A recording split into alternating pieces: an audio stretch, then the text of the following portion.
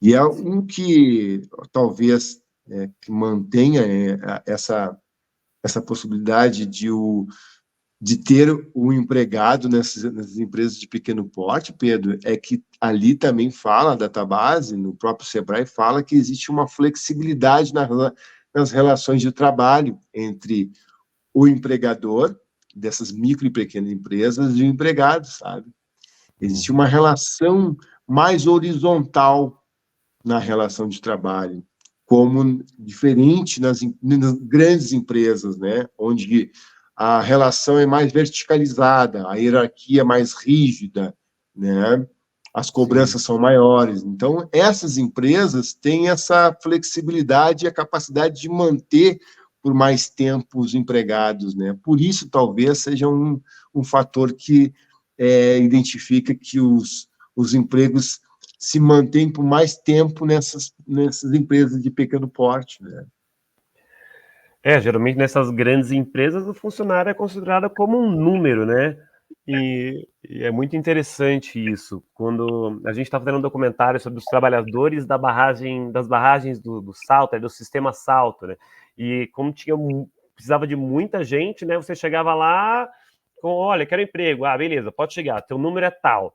E aí dava um número. Aí quando tinha que acabava esse projeto e ia para outro, eles falavam, de tal a tal pode encerrar o trabalho, né? Então era muito isso, era considerado um número, e é o que acontece nas grandes empresas aqui, é o que está acontecendo agora, né, com as maiores empresas aqui de serviços na cidade, que estão isso, demitindo grande parte da galera, fazendo poucos acordos, né? Depois eles vão recontratar, muitas vezes elas com salários inferiores, né? E isso que aconteceu muito na pandemia também, que as pessoas não ganham a mesma coisa que ganhavam há 5 anos atrás, há 10 anos atrás. Às vezes ganham, né? Só que hoje o poder de compra diminuiu, né? As coisas ficaram mais caras e o salário se manteve baixo e as pessoas não conseguem evoluir e ter algum tipo de melhoria no seu trabalho, né?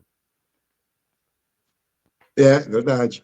Uma coisa, Pedro, que também vale a pena destacar é que, como Canela tem uma matriz econômica baseada nos serviços, né?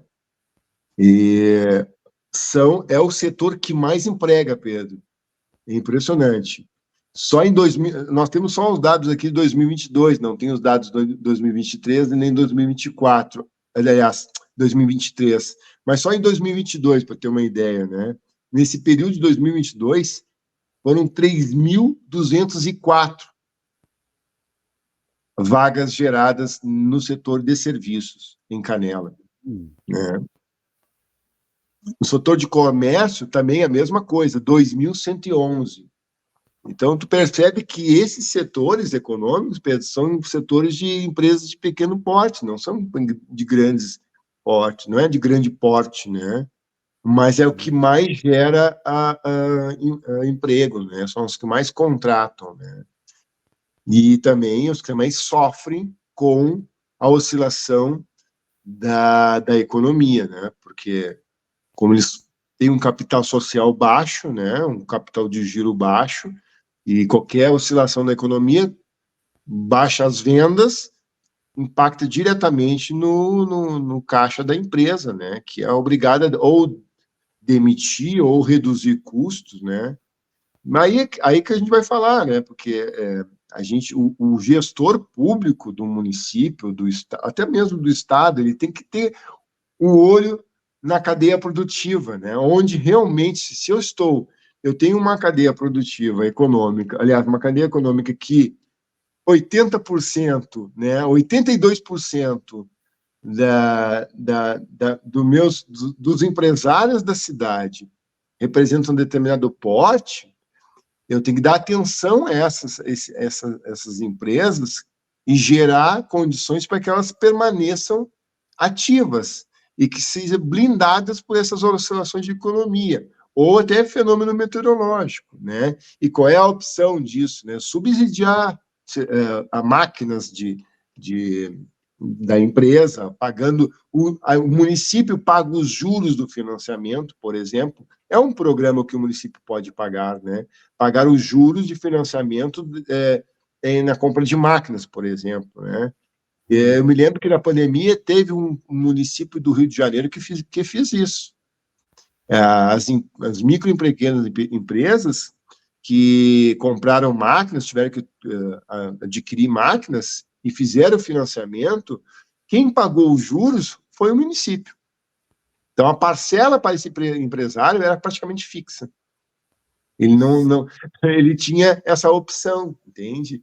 Então, são políticas de proteção ao empresário que a gente tem que estar de olho, né? O gestor precisa entender isso, né? Não basta deixar ele gerar empregos e não protegê-lo, porque é ele que gera receita para o município, ele que gera o emprego, né? Ele que gera a renda, né? Ele não é a riqueza, aliás, perdão, não é ele que gera riqueza. Quem gera riqueza é o trabalhador.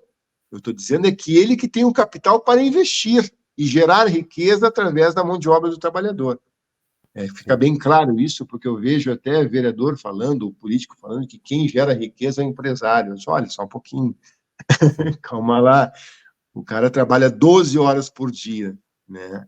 Isso se chama mão de obra, né? Mão de obra tem um valor.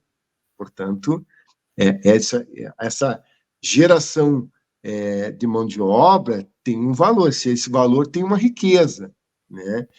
Para o empresário permanecer ativo e gerando lucro, ele precisa da mão de obra. Então, assim, a riqueza vem da mão de obra do trabalhador, que é capaz de gerar o capital para o empresário. Logo, o empresário gera receita para o município. Da mesma forma que o trabalhador com a sua renda também gera receita e riqueza para o município. Então, não é uma questão assim de que, olha, somente o empresário gera riqueza para o município. Não, vai lá. Metade do imposto indireto que cai na mesa do trabalhador vem do município, lá onde ele compra o arroz, no mercadinho, entende? Bens que ele consome, né? Bens de serviço, né? Que ele bens consome. de serviço que ele consome, né? Então, assim, a cadeia produtiva ela não é separada, ela precisa da mão de obra para que o empresário gere produtos para gerar riqueza, lógico, e capital para que o município gere receita, então, por meio de impostos, né? Mas o importante é que aí é que a gente entra no fator de financiamento para a proteção desses microempresários, né? Eu me lembro que na pandemia, eu estava olhando os dados da pandemia na época, muitas empresas fechando, né? Era por dia em Canela, sei lá, quase 50 empresas, eu não me lembro exatamente quanto, né? Mas eram muitas empresas fechando por dia, porque não tinha absolutamente nenhum programa de proteção ao microempresário na época ali, em 2020, né?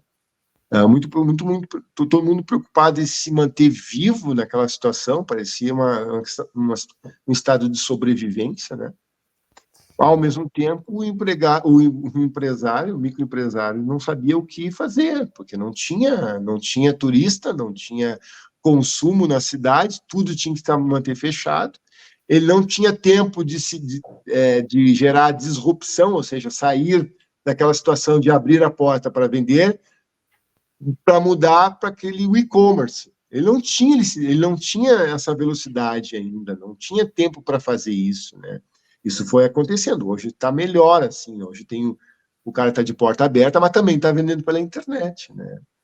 Mas aquela época foi um momento que os entes federativos, tanto o município como o Estado e União, não tinham um programa efetivo para blindar as pequenas empresas e garantir emprego, né? Depois, sim, foi feita a abertura de crédito para as empresas, mas aí se descobriu o seguinte, que as microempresas, na época do Covid, não tinham condições de alcançar o crédito em razão das garantias que tinham que dar.